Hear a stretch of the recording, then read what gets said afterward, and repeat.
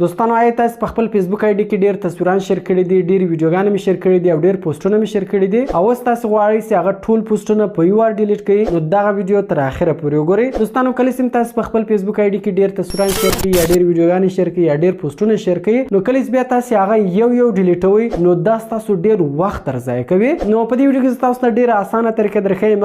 دغه طریقې په ذریعه سره به تاسو وکولای شئ چې ټول شیر شوي تصویران، شیر شوي ویډیوګانې او شیر شوي پوسټونه په یو وار باندې ډیلیټ کړئ. نو ډیره خوندوره طریقه ده. ویډیو له خپل دوستانو سره خامخا شیر کړئ او که چیرې تاسو له ما څخه کومې پوښتنې لرئ نو تاسو له ما څخه په کومنټ کولی شئ. په کومنټ کې هیڅ آسک رحیم ولیکئ، خپله پوښتنه وکړئ. د سوالو د جوابو بله ویډیو ډیره زر را روانه ده، نو زه به ډیر زر تاسو ته ستاسو د پوښتنو جواب په ویډیو کې درکړم. نو ویډیو له خپل دوستانو سره خامخا شیر کړئ او د داسې نور ښایسته ویډیوګانو لپاره زموږ چینل سبسکرایب کړئ، ځکه موږ هر ورځ دغه رقم ښایسته ویډیوګانې په خپل چینل کې اپلوډ کوو. نو نور وخت مو نه اخلم، زه د ویډیو په طرف ویډیو شروع کوو. نو دوستانو د دې لپاره د هیڅ اپلیکیشن هم ډاونلوډېدو ضرورت نشته، دغه سټینګ په فیسبوک کې له ځانه شته. نو دې لپاره به تاسو اولار په خپل موبایل کې فیسبوک خلاص کړئ.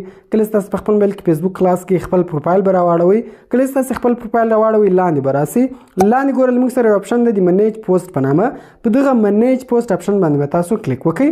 کله چې تاسو په منیج پوسټ اپشن باندې کلیک وکړئ دلته چې تاسو په خپل فیسبوک آی ډي کې هر شی شیر کړي وي، هغه که تصویران وي، که ویډیوګانې وي یا دغه پوسټونه وي، هغه به ټول دلته تاسو ته راواړوي. نو خالي ګوره دا رقم کلیک پکوئ، ګوره هغه سلیکټ شو، هغه ټول پوسټونه به دلته راواړوي. خالي دا رقم کلیک پکوئ، دا ټوټل ګوره دلته له موږ سره سلیکټ شو.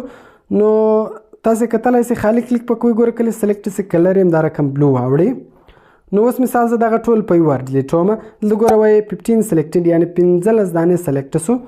نو هر څو سم سلیکټ کول هغه ټوټل دلته دوستانو تاسو سلیکټ کړئ. لاندې ګوره بیا موږ ته دلته د ریسایکل بین اپشن راکوي. په دغه ریسایکل بین نشان څخه کله تاسو کلیک وکړئ لاندې ګوره ډیلیټ پوسټ اپشن ده. په دغه ډیلیټ پوسټ اپشن څخه کله تاسو کلیک وکړئ نو دا کوم پوسټونه تاسو سلیکټ کړي دي دا په یو وار ټول ډیلیټ شي. نو دوستانو دا ډیره خوندوره طریقه ده. د دې طریقې په ذریعه سره تاسو په ډیرې اسانۍ سره کولی شئ په خپل فیسبوک آی ډي کې شیر شوي تصویران، شیر شوي ویډیوګانې، شیر شوي پوسټونه په یو وار ډیلیټ کړئ. نو کوم چیرې ویډیو خوښه شوې وي ویډیو له خپل دوستانو سره خامخا شیر کړئ تر څو هغه هم له دغه سټینګ څخه خبر شي او له دغه سټینګ څخه فایده واخلي. نو ملاوي په نور ښایسته ویډیوګانو کې په دعاګانو کې مې یاد ساتئ. د خدای په امان.